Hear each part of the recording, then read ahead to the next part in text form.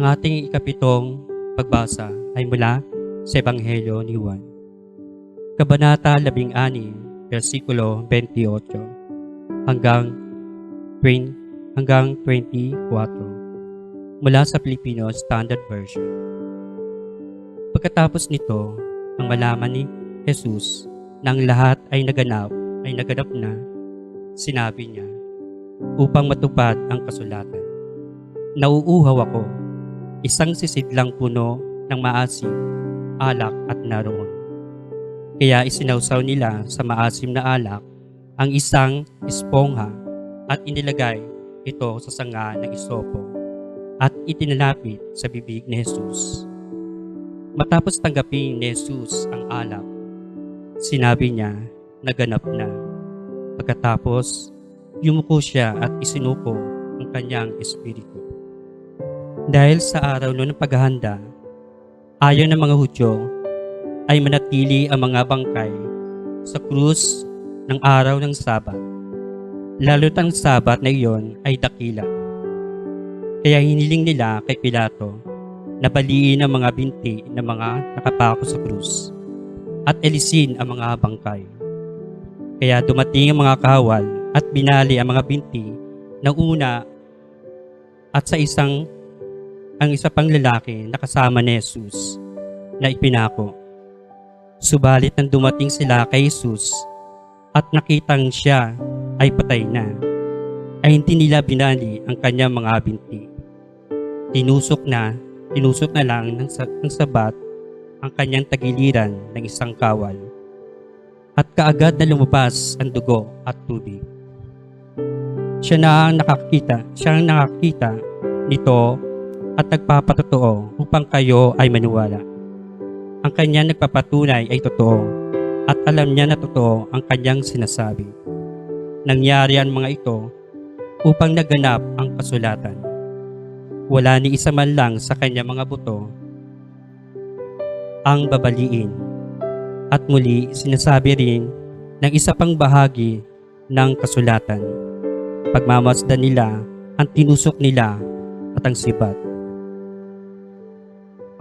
Sa pagsisimula ng Kwaresma sa pamamagitan ng Ash Wednesday ay pinapaalala sa atin na tayo at tao ay isang araw tayo ay mamamatay din.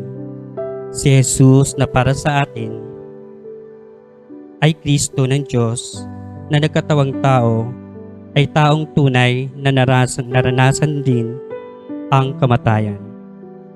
Hindi lamang isang ordinaryong kamatayan, bagkus ang isang pinakamahirap at pinakamasakit sa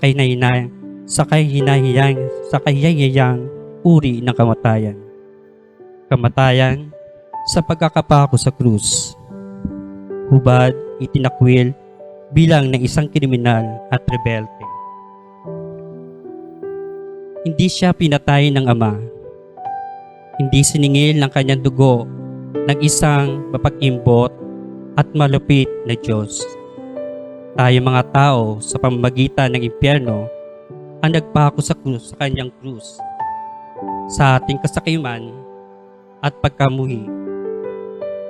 Sa ating pang-ayaw na katarungan at katotohanan at sa ating pagkatalikod sa pag-ibig at pakikipagkapwa. Ang mga ito ay pumatay kay Jesus. Sa Diyos ang tanging hiling at dalangin, ibigin natin ang isa't isa. Si Kristo ay patuloy na nasasaktan at ipinapako sa krus sa tuwing sinasaktan natin ang isa't isa. Si Kristo ay patuloy nagdudugo sa tuwing nagmumuhi tayo sa ating kapwa. Si Kristo ay patuloy na nauuhaw sa araw-araw at pinababayaan natin ang mga mahihirap at nagugutom sa ating kapaligiran. Si Kristo ay patuloy na ginagahasa at inaabuso tuwing merong mga kababaihan na inaabuso at nire-rape sa ating bayaran.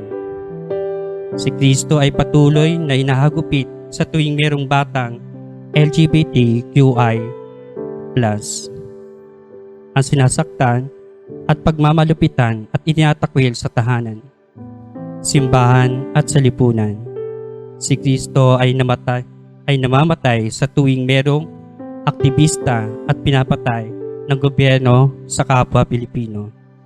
Si Kristo ay nasasawa sa bawat bombing na binabaksak at sumasabog sa Gaza, sa Palestina. Ibinigay ni Kristo ang kanyang sarili sa pagkapako sa krus upang mulatin ang ating puso at isipan na kung ang bawat isa sa atin ay willing din ibigay ang kanilang sarili para sa kapakanan ng iba sa mga aba. Wala nang dahilan at pagkakataon para irito, saka natin matatamo ang tunay na kapayapaan. Manalangin tayo. Panginoong Jesucristo, tunay na Diyos at tunay na tao, ibinigay mo ang iyong sarili sa amin upang kami ay hilumin at palayain, patawarin at bigyang buhay muli. Buksan mo ang aming mga puso at diwa at buong pagkatao upang maging tulad mo na handang ibigay ang sarili sa aming kapwa, yaring sa ganon kami ay maging tunay na tagasunod mo at pumantay sa aming lipunan at mundong may tunay na pag-ibig at malasakit para sa itisa. Amen.